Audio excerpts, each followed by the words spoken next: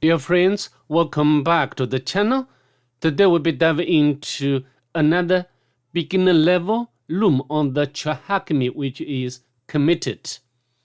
In this video, we are going to cover two essential Linux skills: how to transfer files between Linux machines and how to enumerate a Git repository to uncover or to find important and useful information. These techniques, as we know, are super useful whether you are pen tester or administrator or just Linux enthusiasts.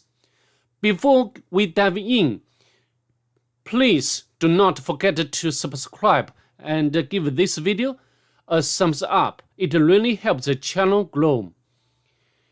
So as you can see here, I've already started the target machine or the loom, and we are given this split window.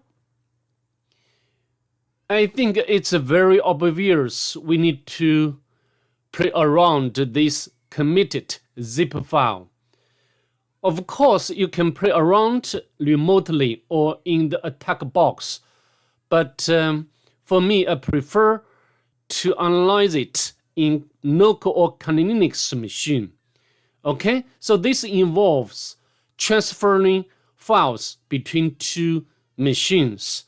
And before we go ahead, I'd like to make a summary how to transfer files between different machines. Okay, and the first one, we can use OSCP to transfer files between machines. And next, we can set up the web server,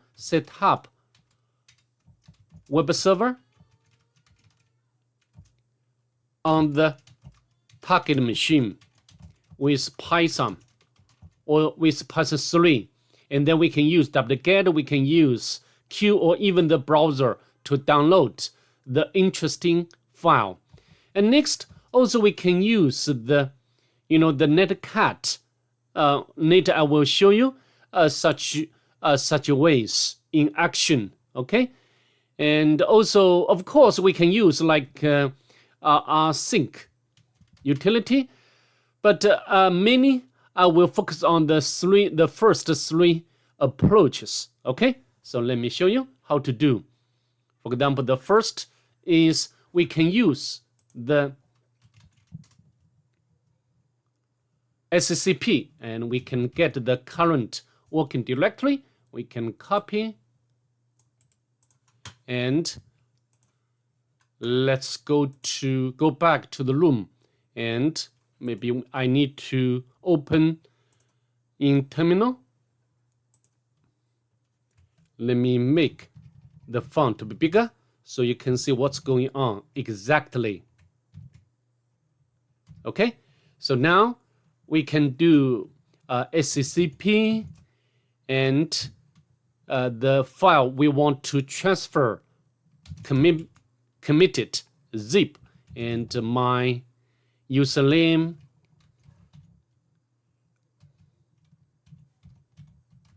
so what's the IP address of my Kali Linux? Yeah, this one, the tunnel 47.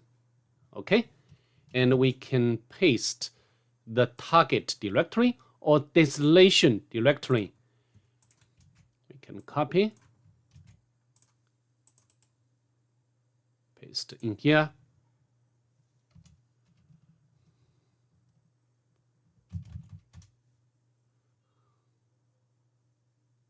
As you can see, the file has been transferred successfully. So this is the first way to transfer file between two machines. And I'd like to, and next I'm going to show you the second approach, which is also very useful approach to transfer file. Okay, so how to do? We can check the availability of Python 3 and Python 3 is available. So then we can utilize its module, HTTP server module. And as you can see now, the web server has started.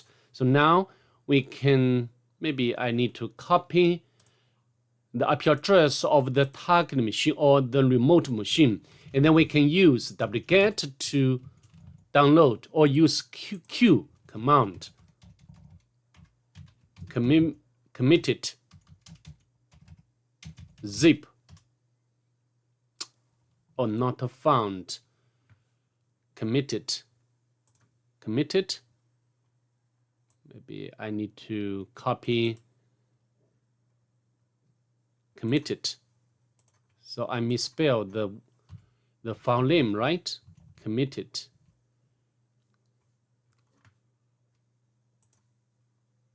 Should be committed. No double T. Okay, it's done.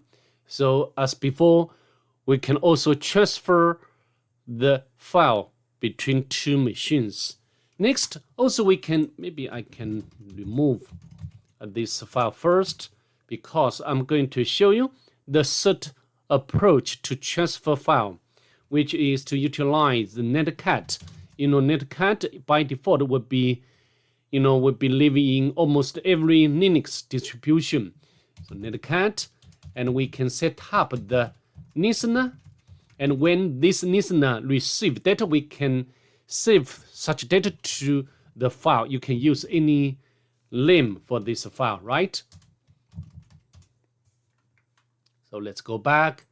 So how to do? We can use the cat committed and use a pipe operator, IP address of the Linux. Okay, press enter. Let's go back to Linux. Yeah, as you can see, we have already received data from the target machine, and this is the size of this file. Okay, and you can check. Yeah, it's already there. And now we can unzip this file. So far, I've already demonstrated how to transfer files between two machines using different approaches. Okay, so let's go ahead. Now it's time to go to the second part. I'm going to showcase in this video. We need to enumerate a Git repository. And now I've already unzipped this file. Let's go inside this directory.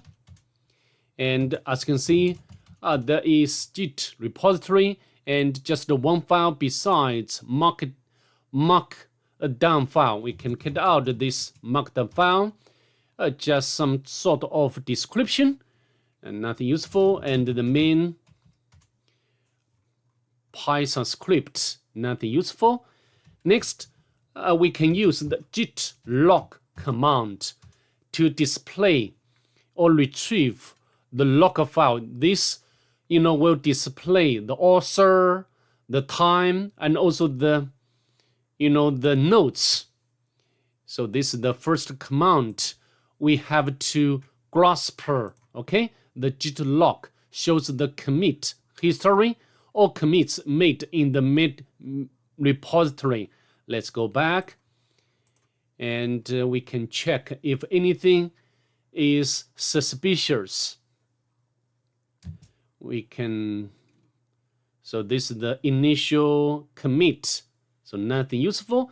Of course, if you want to get the detailed information about specific commit, we can use the show command followed by the commit ID. For example, the first one, we can copy.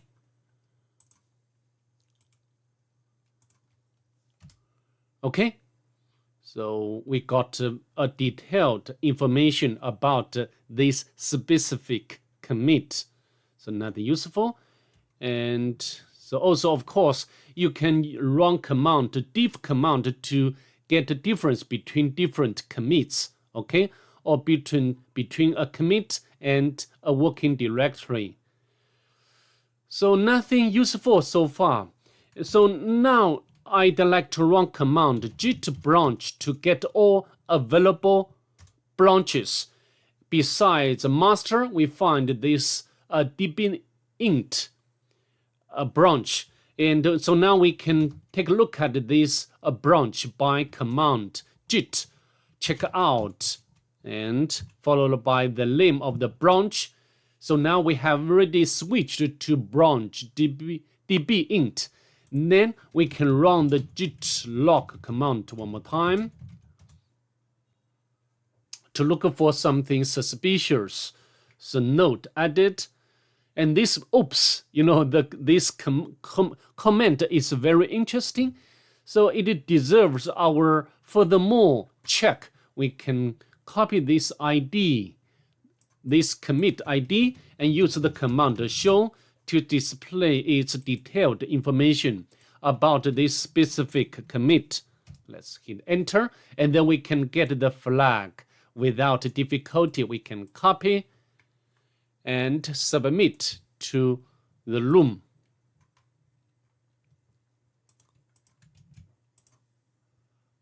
Okay, our answer is correct. Beautiful. So I think that's pretty much it. I'd like to see you next. Bye. Have a nice day, please.